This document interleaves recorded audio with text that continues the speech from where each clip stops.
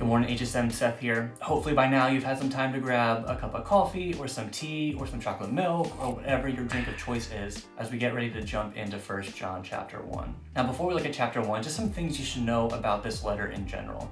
1 John was written by the same John who was an early student of Jesus. The same John who wrote the Gospel of John is writing this letter. He wrote this somewhere between 95 and 110 CE, and so at this point, John is an old man. He's writing this 60, 70 years after Jesus was on this earth, and he's writing it to other followers of Jesus to remind them of some truth, but also just to encourage them. You see, at this point in time, some false teachers had made their way into the church. Now, they didn't deny that Jesus existed. They very much believed Jesus was a real person, but they did not believe, as we do, that Jesus was 100% man and 100% God. And so knowing that, 1 John chapter 1 probably makes a little bit more sense.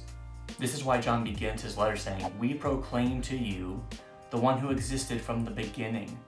But then he goes on and says, this God who's existed from the very beginning, we have heard him and we've seen him. Now, how's that possible?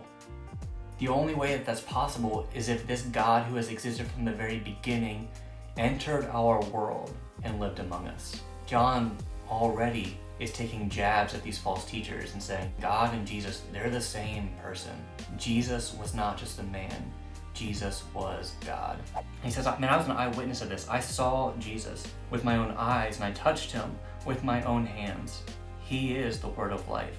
If you're familiar with the Gospel of John, a lot of the language in here is very similar. In the Gospel of John, John begins by saying, in the beginning was the Word, and the Word was God, and the Word was with God. Very similar language. In verse 3, he says, we proclaim to you what we ourselves have actually seen and heard, so that you may have fellowship with us. I want you to be a part of this Jesus movement, to share in our fellowship, not be swayed by some false teaching. And then in verse 4, he gives us one of the whys of the letter. As you're reading any letter or book of the Bible, try and see if you can't find the why. Why are they writing this letter? Why?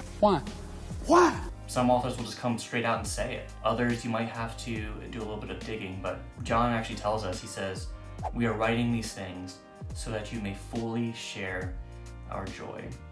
John knows there's a quality of life that can only be experienced through Jesus. The kind of life that John refers to as the life that is truly life.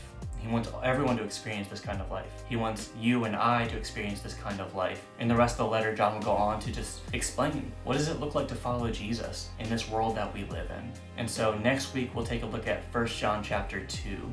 But I'd love to hear what stood out to you from 1 John chapter 1. What did you see? What did you notice? What observations did you make? What questions do you have? Leave a comment below and let's get the discussion going. We'll see you next week.